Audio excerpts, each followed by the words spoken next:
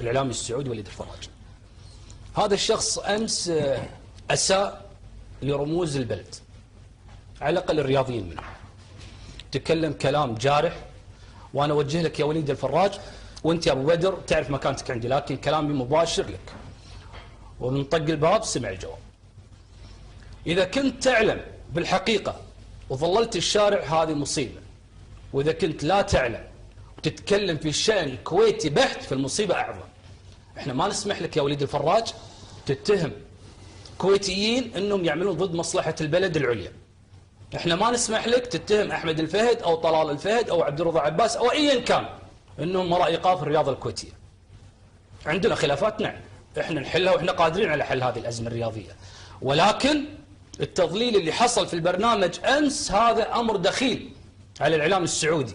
إحنا نحترمكم ونقدركم، نقدر MBC برو، نقدر MBC أكشن، ونقدرك أنت شخصيا، ولكن التضليل اللي طلع منك أمس هذا لابد أنك تعتذر.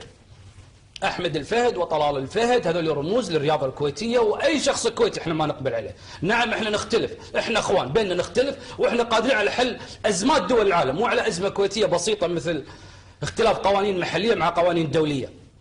أنت قاعد تقول لي في الإعلام إنه والله فاحت الريحة وخلاص إنه الأزمة وخلصونا. ولو كنتوا عندنا بالسعودية هذه كلمة ما تقدر، ما يصير، هذا الأمر مش مقبول. انتقد من حقك، إحنا ننتقد ونقبل النقد ما دام شخصيات عامة، الكل يتحمل هذا النقد، لكن الاتهام ما يجوز.